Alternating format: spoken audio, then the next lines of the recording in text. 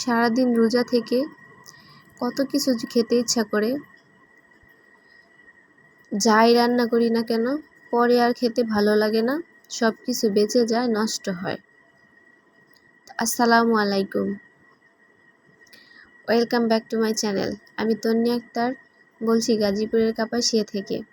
আমার প্রাণপ্রিয় কলিজার ভাইয়ারা আপুরা, আশা করছি যে যেখানে আছেন সুস্থ আছেন, ভালো আছেন। আলহামদুলিল্লাহ, আমিও আমার পরিবার নিয়ে ভালো আছি। প্রতিদিনের মতো আজও একটি নতুন ভিডিও নিয়ে আপনাদের মাঝে হাজির হয়েছি। আশা করছি ভিডিওটি আপনাদের কাছে ভালো লাগবে। আজকের ভিডিওটি শুরু করলাম সকাল থেকে। তো এখানে টমেটো খেতে চলে আসছি আমার যা, আমি আর আমার ছোট মেয়েকে নিয়ে আর যার ছেলেকে নিয়ে আসছি। তো আমি যে গাছগুলো লাগিয়েছিলাম আপনাদের সাথে তো শেয়ার করেছিলাম। তো এই যে এই গাছে টমেটোগুলো ধরেছে, তো একটু লাল হলেই আর সবগুলো আর কি পাখিতে খেয়ে নিচ্ছে। তাই আমার শাশুড়ি বলছিল যে টমেটোগুলো তুলে নিয়ে যেতে। এই কাঁচা টমেটো কিন্তু খাওয়া যায়, বিশেষ করে শুটকি দিয়ে, তারপর এমনিতে ভাজি করে খাওয়া যায়, অনেক ভালো লাগে খেতে। তো সবগুলো উঠিয়ে নিয়ে যাব পাখির। এই বছর টমেটো গাছগুলো সেরকমভাবে বেশি একটা ভালো হয়নি পানির জন্য। তো যথেষ্ট পরিমাণ চেষ্টা করেছি আমি, বাড়ি থেকে বালতি দিয়ে পানি নিয়ে এসে তারপর গাছগুলোতে দিয়েছি। তো আজকে কিন্তু প্রচণ্ড পরিমাণে রোদ উঠেছে, তো রোদ্রের জন্য তাকানো যাচ্ছে না। তো টমেটোগুলো তুলে এখন আমরা বাড়িতে চলে যাব। তো এই তো আমাদের গ্রামটা কিন্তু অনেক সুন্দর, ভালো লাগে অনেক।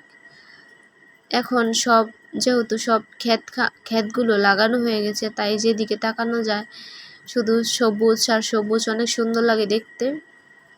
তো এখান দিয়ে ক্ষেতের মধ্যে পানি নেওয়া হয়, তার জন্য একটা সুপারি গাছ দেওয়া হয়েছে যাতে এই পাশ থেকে ওই পাশে যাওয়া যায়।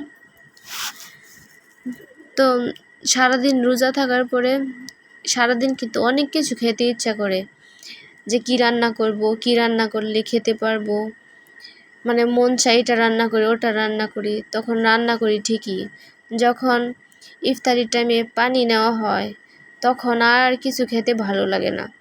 এই অল্প পরিমাণে কিছু ভাত খাওয়া হয় আর সব বাদই রয়ে যায়।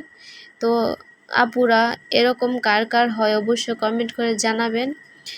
আমি তো ভাতই খেতে পারি না, অনেক কষ্ট হচ্ছে আমার কয়দিন যাবত।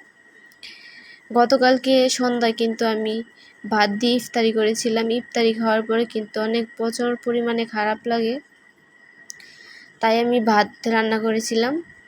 তো আজকে মেয়ে আসছে হঠাৎ করে বাড়িতে, তো মেয়ে জিজ্ঞেস করছে ইফতারি বানাবো নাকি। তাও কি ভাবলাম যে বানিয়ে দিই মেয়েকে।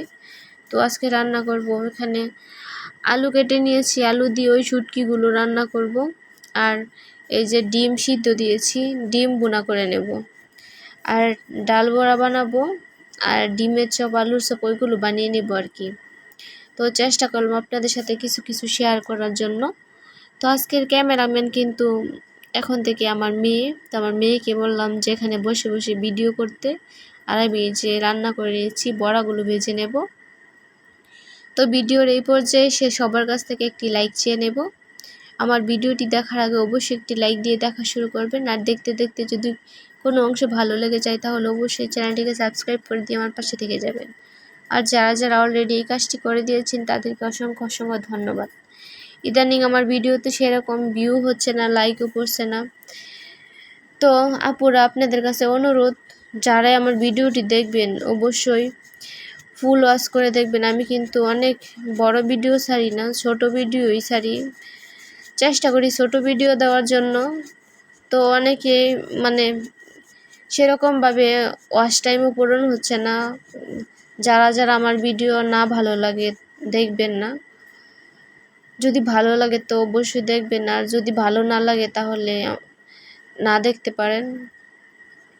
কারণ ভিডিওতে এসে অনেকে আছে কি কমেন্ট করে চলে যায় কিন্তু ভিডিও দেখে না। তো সেই জন্য অনেক মানে সমস্যা হয় এগুলো করলে। তো আশা করছি ভিডিওটি দেখলে অবশ্যই ফুল ওয়াচ করে দেখে দিবেন। আমি কিন্তু যার ভিডিওই দেখি না কেন, আমি কিন্তু যখন কাজে ব্যস্ত থাকি আমি ভিডিও চালু করে দিয়ে কাজ করি, কমেন্ট করি। তো অনেক সময় আগে কমেন্ট করে চলে যাই, কাজের জন্য কমেন্ট করতে পারি না। তো আগে কমেন্ট করে রাখি, তো ভিডিওটা ফুল ওয়াচ হয়ে যায়। যার ভিডিও না দেখতে পারি তার ভিডিওতে আমি যাই না, আর চেষ্টা করি যার ভিডিও দেখি, চেষ্টা করি না আমি যার ভিডিও দেখি পুরাটাই দেখিতেই। তো আপনারাও চেষ্টা করবেন আমার ভিডিওটা দেখলে ফুল ওয়াচ করে দিতে। তো আমরাই কিন্তু পারি একজনকে আরেকজন সাহায্য করতে, সামনের দিকে এগিয়ে নিয়ে যেতে। আমরা যদি এরকম করি তাহলে কিন্তু কেউই সামনের দিকে এগিয়ে যেতে পারবো না, সফল হতে পারবো না। তো আমার কথায় যদি কেউ কষ্ট পেয়ে থাকেন তাহলে ক্ষমা দৃষ্টিতে দেখবেন। তো এই তো আমি অর্ধেক রান্না শেয়ার করলাম, আর কিছুই রান্না শেয়ার করব না। তো এই তো অফ ক্যামেরায় আমি সবগুলো রান্না করে নিয়েছি। এই তো তাড়াতাড়ি রান্না করতে গিয়ে আলুর চপ পুড়ে গেছে। তো এই যে এখানে ডিমের চপ বানিয়ে নিলাম, আলুর চপ বানিয়ে নিলাম, আর কিছু ডালের বড়া বানিয়ে নিলাম। আর এই যে এখানে ডিম রান্না করে নিয়েছি 2টা, আর এই যে শুটকি রান্না করেছি আলু দিয়ে, আর এখানে ছোলা বোনা করে নিয়েছি। তো ইফতারিটা করে নেব। তো আমার আজকের ভিডিওটি আপনাদের কাছে কীরকম লেগেছে অবশ্যই কিন্তু কমেন্ট করে জানাতে ভুলবেন না।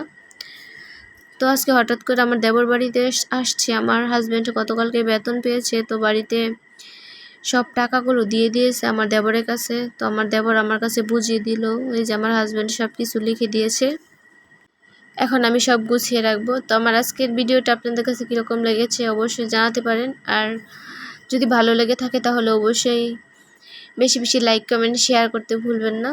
আর সবাই ভালো থাকবেন, সুস্থ থাকবেন, দেখা হবে নতুন ভিডিওতে। আল্লাহ হাফেজ।